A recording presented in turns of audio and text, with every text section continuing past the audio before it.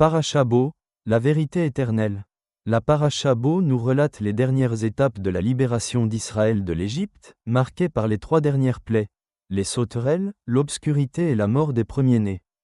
Chacune de ces plaies ne fut pas seulement un jugement, mais aussi un message profond sur la justice divine et la séparation entre ceux qui marchent dans la vérité et ceux qui s'y opposent. Goshen, la région où vivaient les enfants d'Israël, fut épargnée par ces fléaux. Goshen, qui est situé dans un territoire fertile dans le delta du Nil, en Égypte, est légèrement à l'écart des centres urbains égyptiens, permettant aux Hébreux de préserver leur identité spirituelle et culturelle tout en étant protégés.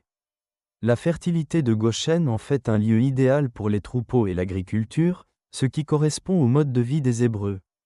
C'était un refuge, un espace préservé par la volonté divine, un sanctuaire où le peuple pouvait conserver son identité et se préparer à la rédemption.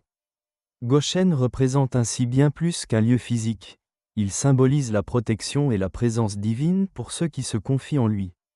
Les jugements de Dieu sont le résultat des choix de l'humanité. Chaque être humain recherche la paix, la vérité et la justice, mais trop souvent, l'aveuglement, l'idolâtrie et les ambitions personnelles le conduisent à s'éloigner du chemin de vie. Chercher son Goshen, c'est chercher la vérité de Dieu, un lieu de refuge spirituel où sa lumière brille au milieu des ténèbres du monde. Les enfants incarnent l'espoir et la continuité.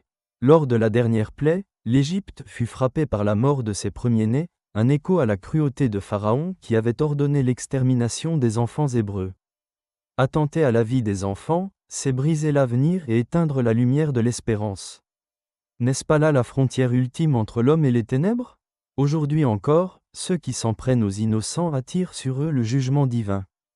Les pleurs des enfants montent jusqu'au trône de l'Éternel et ne restent jamais sans réponse.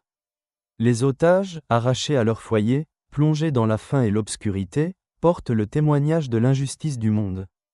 Leur sort rappelle à notre génération que la lumière de Goshen ne doit pas s'éteindre et que la prière et l'unité sont essentielles pour affronter les forces de l'oppression.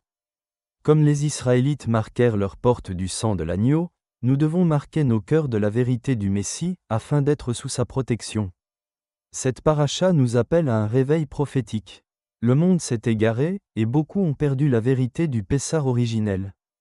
La fête de Pessah n'est pas une simple célébration juive, elle est la clé du rétablissement de l'ordre divin.